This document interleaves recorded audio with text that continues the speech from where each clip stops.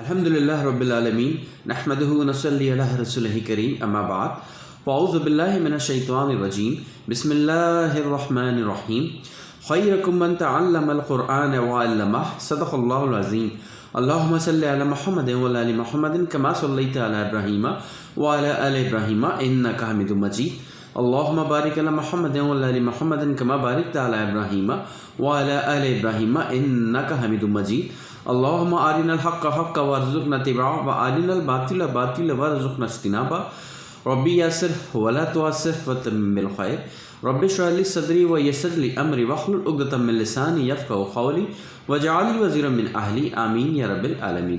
السلام علیکم ورحمۃ اللہ وبرکاتہ۔ ناظرین محترم، 5ویں پارے کا ہم مطالعہ کر رہے ہیں۔ 5ویں پارے میں سے سورۃ النساء کا ہم مطالعہ کر رہے ہیں اور اب تک ہم سورۃ النساء کے 4 رکوع تک کا مطالعہ کر چکے ہیں۔ آج انشاءاللہ تعالی ہم آغاز کریں گے 5ویں پارے میں سے سورۃ النساء رکوع نمبر 5 کے خلاصے سے۔ ذکر ہوا شریعت ایک نعمت ہے۔ 5ویں رکوع میں شریعت کو ایک نعمت قرار دیا گیا جس پر عمل سے معاشرہ میں ہر فرد کی جان و مال اور آبرو محفوظ ہو جاتی ہے۔ مزید یہ حکم دیا گیا کہ آپس میں ایک دوسرے کے مال ناحق طریقے سے نہ کھاؤ اور نہ ہی کسی محترم جان کو قتل کرو، ایسا کرنے والوں کو سخت سزا ملے گی۔ خوشخبری دی گئی کہ اگر لوگ بڑے بڑے گناہوں سے بچیں گے تو اللہ چھوٹے چھوٹے گناہوں کو خود ہی معاف فرما دے گا۔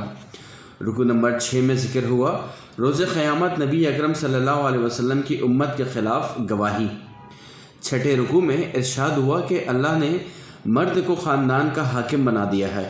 نیک بیویاں وہ ہیں جو شوہر کی تابعدار ہوں، اس کے مال، بستر، راز اور اولاد کی اچھی طرح سے حفاظت کریں۔ جو خواتین ایسا نہ کریں انہیں سمجھایا جائے، نہ سمجھنے تو بستر سے علیحدہ کیا جائے، پھر بھی نہ مانے تو ہلکی سی سرزش کی جائے۔ آخری صورت یہ ہے کہ شوہر اور بیوی کے خاندانوں سے 2 معتبر اشخاص صلح کرانے کی کوشش کریں۔ اللہ چاہتا ہے کہ خاندان بسا رہے اور اس میں علیحدگی کی نوبت نہ آئے۔ اللہ تعالیٰ خاندانوں کو شاد اور باد رکھے، آمین۔ اس رکوع میں ایک بڑا نازک مضمون بھی ہے۔ روز قیامت نبی اکرم صلی اللہ علیہ وسلم اس امت کے خلاف گواہ بن کر آئیں گے، اللہ کی بارگاہ میں عرض کریں گے کہ اے اللہ، میں نے اس امت تک دین کے پیغام کو پہنچانے کا حق ادا کر دیا تھا، اگر کسی نے عمل نہیں کیا تو وہ خود ذمہ دار ہے۔ اس مضمون کو سن کر اللہ کے رسول صلی اللہ علیہ وسلم بھی آبجدہ ہو جایا کرتے تھے۔ اللہ ہمیں روز قیامت کی رسوائی سے محفوظ فرمائے، آمین۔ رکوع نمبر 7 میں ذکر ہوا ہے شرک کا جرم معاف نہیں کیا جائے گا۔ 7ویں رکوع میں حکم دیا گیا کہ نشے کی حالت میں نماز کے قریب مت جاؤ۔ نماز اس وقت پڑھو جب تمہیں معلوم ہو کہ تم کیا پڑھ رہے ہو۔ یہ شراب کی حرمت کے حوالے سے دوسرا حکم ہے۔ پہلا حکم سورۃ البقرہ کی 27ویں رکوع میں آیا تھا۔ آخری حکم سورۃ المائدہ میں آئے گا جس کے تحت شراب کو مکمل طور پر حرام کر دیا گیا۔ اس رکوع میں یہود کی بعض خباثتوں کا ذکر بھی کیا گیا۔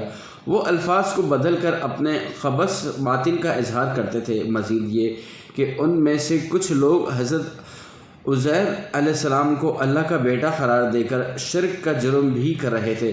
آگاہ کیا گیا کہ اللہ جس گناہوں کو چاہے گا معاف کر دے گا، لیکن شرک جیسے گناہ کو ہرگز معاف نہیں فرمائے گا۔ رکوع نمبر 8 ذمہ داری ہمیشہ اہل لوگوں کے حوالے کرو۔ 8ویں رکوع میں یہود کا یہ جرم بیان ہوا کہ وہ شرک کرنے والوں کو مسلمان پر ترجیح دیتے ہیں۔ مسلمانوں کو ہدایت دی گئی کہ وہ امانت ہمیشہ اہل لوگوں کے حوالے کریں۔ کسی منصب کے لیے رائے دیں تو موزوں شخص کے لیے دیں، یا نامزد کریں تو قابل شخص کو منصب دار کریں۔ نظم کی پابندی کریں۔ جملہ معاملات میں اللہ کے اس کے رسول صلی اللہ علیہ وسلم اور اپنے میں سے صاحب اختیار منصب دار کی اطاعت کریں۔ اگر منصب دار سے اختلافات ہو تو قرآن و سنت کی روشنی پہ اس کا حل تلاش کریں۔ رکوع نمبر 9 اطاعت رسول صلی اللہ علیہ وسلم سے گریز، منافقانہ روش۔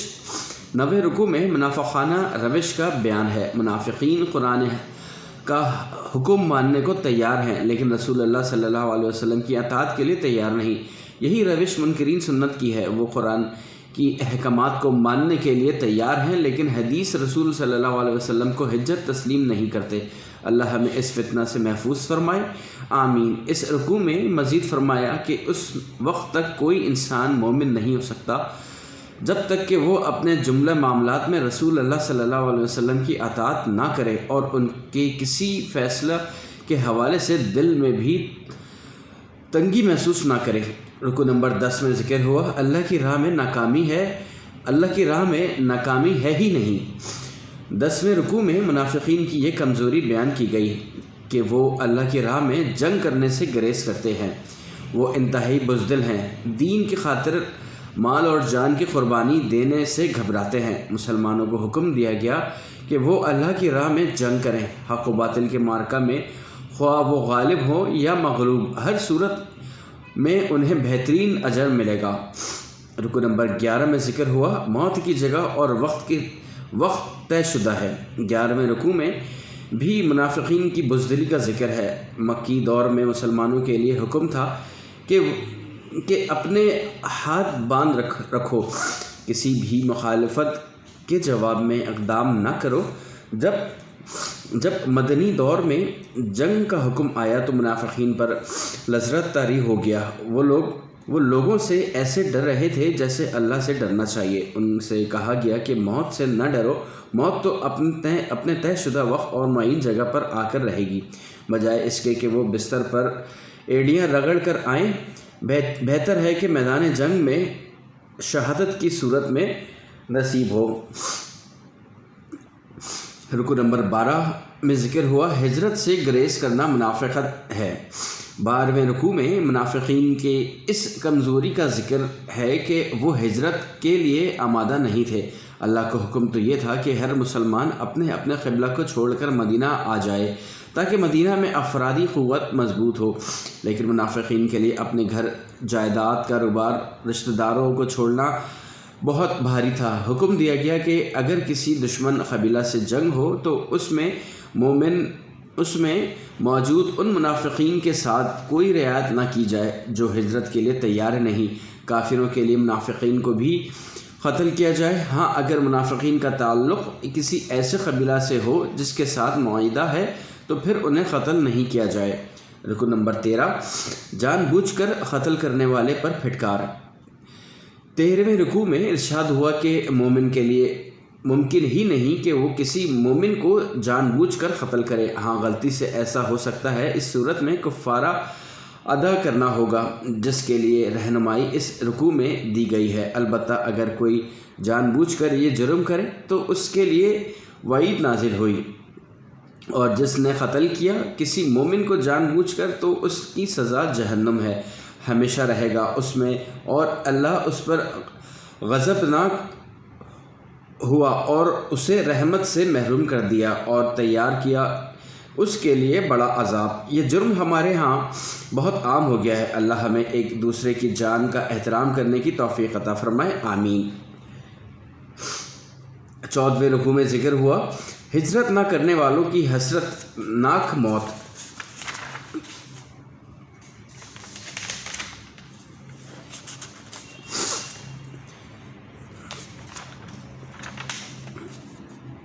جہنم ہے جو بہت بری جگہ ہے۔ اس رکوع میں ہجرت کرنے والوں کو خوشخبری دی گئی کہ ان کے لیے زمین میں بھی بڑی وسعت ہے اور آخرت میں بھی وہ بہترین اجر سے نوازے جائیں گے۔ رکوع نمبر 15 میں ذکر ہوا انتہائی خوف کے وقت بھی نماز معاف نہیں۔ 15ویں رکوع میں سفر کے دوران نمازوں میں قصر کا حکم دیا گیا۔ مزید ہدایت دی گئی کہ جنگ کے دوران اگر دشمنوں کے حملے کا خطرہ ہوا تو صلاۃ الخوف ادا کی جائے، آدھا لشکر پہرا دے اور آدھا نماز ادا کرے، پھر نماز ادا کر کے یہ نصف لشکر پہرا دے اور باقی لشکر نماز ادا کرے، گویا انتہائی خوف کے وقت بھی نماز معاف نہیں۔ مزید فرمایا کہ عام حالات میں تمام مسلمانوں پر تمام پابندی وقت کے ساتھ فرض ہے۔ اللہ تعالی ہمیں پابندی وقت کے ساتھ نماز ادا کرنے کی توفیق عطا فرمائے، آمین۔ رکوع نمبر 16 میں ذکر ہوا عدل کرو خواہ دشمن کو فائدہ پہنچے۔ 16ویں رکوع میں نبی اکرم صلی اللہ علیہ وسلم اور تمام مسلمانوں کو تلقین کی گئی کہ وہ ہمیشہ عدل قائم کرنے کی کوشش کریں اور اپنے لوگوں میں سے زیادتی کرنے والوں کی حمایت نہ کریں۔ عدل کیا جائے خواہ اس کا فائدہ کسی دشمن ہی کو کیوں نہ پہنچے۔ رکوع نمبر 17 میں ذکر ہوا اجماع امت کی اہمیت۔ 17ویں رکوع میں اجماع امت کی اہمیت بیان کی گئی۔ کسی بھی دور میں فقہا کی اکثریت کا کسی رائے پر متفق ہونا اجماع کہلاتا ہے۔ اجماع سے اختلاف کر کے علیحدہ راہ اختیار کرنا اور امت میں انتشار پیدا کرنا دراصل رسول اللہ صلی اللہ علیہ وسلم سے دشمنی ہے، کیونکہ یہ دراصل امت محمد صلی اللہ علیہ وسلم کو کمزور کرنے کی کوشش ہے۔ ایسا کرنے والوں کو اللہ آپ صلی اللہ علیہ وسلم کی امت سے علیحدہ کر دے گا اور ان کا ٹھکانہ جہنم ہوگا، وہ اس میں ہمیشہ رہیں گے اور وہ بہت ہی بری جگہ ہے۔ اللہ ہمیں امت مسلمہ میں فرقہ واریت اور انتشار پیدا کرنے سے محفوظ فرمائے، آمین۔ رکوع نمبر 18 شرک کرنے والے شیطان کی پیروی کر رہے ہیں۔ 18ویں رکوع میں اللہ کی طرف سے اعلان کر دیا گیا کہ اللہ شرک کو معاف نہیں کرے گا، اس کے علاوہ جس گناہ کو چاہے گا معاف فرما دے گا۔ شرک کرنے والے دراصل شیطان کی پیروی کر رہے ہیں۔ شیطان نے تو اللہ کے سامنے اپنے ان مکروہ عزائم کا اظہار کیا تھا کہ وہ انسانوں کی اکثریت کو گمراہ کر کے رہے گا۔ اس کے بعد مسلمان پر واضح کر دیا گیا کہ اے مسلمانوں، نہ تو تمہاری خواہشات سے کچھ ہوگا اور نہ ہی اہل کتاب کی خواہشات سے۔ جس کسی نے برا عمل کیا وہ اس کا بدلہ پائے گا اور وہ اللہ کے سوا نہ کوئی دوست پائے گا اور نہ ہی کوئی مددگار۔ رکوع نمبر 19 میں ذکر ہوا خواتین اور یتیموں کے ساتھ حسن سلوک کرو۔ 19ویں رکوع میں تلقین کی گئی کہ خواتین اور یتیموں کے ساتھ حسن سلوک کیا جائے، خاص طور پر شوہر بیویوں کے حقوق ادا کرے۔ البتہ اگر کوئی خاتون محسوس کرے کہ اس کا شوہر اس کی طرف توجہ نہیں دے رہا تو پھر کوئی صلاح کی صورت پیدا کرے، اپنے کچھ حقوق سے خود ہی دستبردار ہو جائے یا مہر میں سے کچھ حصہ معاف کر کے شوہر کو خوش کرنے کی کوشش کرے۔ اللہ چاہتا ہے کہ گھر بسا رہے، میاں بیوی کے درمیان موافقت رہے اور جدائی نہ ہو۔ البتہ اگر موافقت نہیں ہو رہی اور لڑائی جھگڑا اپنی انتہا کو پہنچ گیا ہے تو علیحدگی میں ہی بہتری ہے۔ اللہ اپنے فضل سے دونوں علیحدہ ہونے والوں کو غنی فرما دے گا، آمین۔ رکوع نمبر 20 میں ذکر ہوا ظلم اور استحصال کے خلاف جد و جہد کرو۔ 20ویں رکوع میں حکم دیا گیا کہ معاشرہ میں عدل و انصاف کے قیام کے لیے کھڑے ہو جاؤ اور ظلم و استحصال کے خلاف جد و جہد کرو۔ اللہ کو صرف یہی نیکی مطلوب نہیں کہ تم عبادت گاہوں میں بیٹھ کر اللہ اللہ کرتے رہو، اس کا حکم تو یہ ہے کہ باہر نکلو اور ظالموں کے ساتھ پنجہ آزمائی کرو اور انہیں ظلم سے روکو۔ ہمیشہ عدل کا فیصلہ کرو، خواہ عدل کا فیصلہ تمہارے والدین، تمہارے رشتہ داروں اور تمہاری ذات کے خلاف ہی کیوں نہ ہو۔ کبھی بھی عدل کے مقابلے میں خواہشات کی پیروی نہ کرو۔ اس رکوع میں مزید حکم دیا گیا کہ اپنے ایمان کو زبانی اقرار سے بڑھا کر قلبی تصدیق تک پہنچاؤ۔ یہ منافقانہ طرز عمل ہے کہ زبان پر تو اقرار ہو لیکن دل میں یقین نہ ہو۔ اچھے لوگوں کی صحبت اور قرآن کریم پر غور و فکر سے قلبی ایمان حاصل ہوگا۔ آگاہ کیا گیا کہ منافق وہ لوگ ہیں جو ایمان لاتے ہیں خلوص کے ساتھ، لیکن جب دین کے تقاضے سامنے آتے ہیں تو پیچھے ہٹ جاتے ہیں اور رفتہ رفتہ اب ایمان کی دولت سے محروم ہو جاتے ہیں۔ ان کا معاملہ یہ ہے کہ مومنوں کو چھوڑ کر کافر سے دوستی کرتے ہیں، سمجھتے ہیں کہ اس سے عزت ملے گی، حالانکہ عزت تو اللہ کے ہاتھ میں ہے، جسے چاہتا ہے عطا فرماتا ہے۔ مسلمانوں کو یہ بھی ہدایت دی گئی کہ اگر کسی محفل میں اللہ کے احکامات اور شاعر دینی کا مذاق اڑایا جا رہا ہو تو اس محفل کا بائیکاٹ کر کے غیرت دینی کا ثبوت دو۔ اگر تم وہیں بیٹھے رہے اور گستاخیاں سنتے رہے تو تم بھی مذاق اڑانے والوں کی طرح ہو جاؤ گے۔ منافقین کی یہ روش بھی بتائی گئی کہ وہ مسلمانوں اور کفار دونوں سے تعلق رکھ کر فائدہ اٹھانا چاہتے ہیں۔ مسلمانوں کو کامیابی ملے تو کہتے ہیں کہ ہم تمہارے ساتھ ہیں، اگر کافروں کو کامیابی حاصل ہو تو کہتے ہیں کہ ہم تمہاری مسلمانوں سے حفاظت کر رہے تھے۔ اللہ تعالیٰ روز قیامت تمام لوگوں کی حقیقت کو کھول دے گا کہ کون مومن ہے، کون منافق اور کون کافر۔ آج منافقین کا شمار مسلمانوں میں ہوتا ہے، لیکن روز قیامت اللہ انہیں کفار کے ساتھ جہنم میں جمع کر دے گا۔ اے اللہ ہمارے دلوں کو نفاق کے مرض سے پاک فرما دے، آمین یا رب العالمین۔ ناظرین محترم، یہاں پہ سورۃ النساء کے متعلق جو ہے وہ مکمل ہوا ہے اور اب آغاز ہونے جا رہا ہے چھٹے پارے کا۔ معذرت کے ساتھ یہاں پہ 5ویں پارے کا جو خلاصہ تھا وہ مکمل ہوا ہے اور اب یہاں سے آغاز ہونے جا رہا ہے چھٹے پارے کا اور سورۃ النساء کا ہی۔ سورۃ النساء چھٹے پارے میں سورۃ النساء کے آخری 4 رکوع یعنی رکوع نمبر 21 تا رکوع نمبر 24 اور سورۃ المائدہ کے 21 میں سے پہلے 10 رکوع شامل ہیں۔ معلومات کر لیتے ہیں کہ رکوع نمبر 21 میں کیا ہیڈنگز ہیں۔ پہلے ذکر آیا کافروں کو دوست بنانے والے منافق ہیں۔ پھر رکوع نمبر 22 میں ذکر آیا حضرت عیسیٰ علیہ السلام کو اوپر اٹھا لیا گیا۔ پھر ذکر آیا رکوع نمبر 23 میں رسالت کے بعد بے عملی کا کوئی جواز نہیں۔ پھر ذکر آیا رکوع نمبر 24 میں اللہ پر ایمان لاؤ اور قرآن کے ساتھ چمٹ جاؤ۔ یہاں پہ سورۃ النساء کا مطالعہ مکمل ہوگا، پھر اس کے بعد سورۃ المائدہ کا آغاز ہوگا۔ سورۃ المائدہ نفاذ شریعت اور اس کے لیے جد و جہد کی تاکید میں سے ہے، اور اس میں رکوع نمبر 1 میں جو مطالعہ ہوگا اس میں نیکی اور تقوی کے کام میں تعاون کرو۔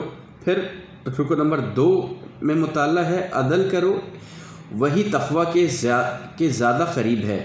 پھر رکوع نمبر 3 میں ذکر ہوا عہد شکنی کی سزا اللہ کی طرف سے لعنت۔ پھر ذکر ہوگا رکوع نمبر 4 میں نفاذ شریعت کی جد و جہد سے اعراض کی شرمناک مثال۔ پھر ذکر ہوگا رکوع نمبر 5 میں قربانی متقیوں کی قبول ہوتی ہے۔ پھر ذکر ہوگا رکوع نمبر 6 میں چور مرد ہو یا عورت اس کے ہاتھ کاٹو۔ پھر ذکر ہوگا رکوع نمبر 7 میں شریعت کے مطابق فیصلہ نہ کرنے والے کافر ہیں، ظالم ہیں اور فاسق ہیں۔ پھر ذکر ہوگا رکوع نمبر 8 میں یہودیوں اور عیسائیوں کو دوست نہ بناؤ۔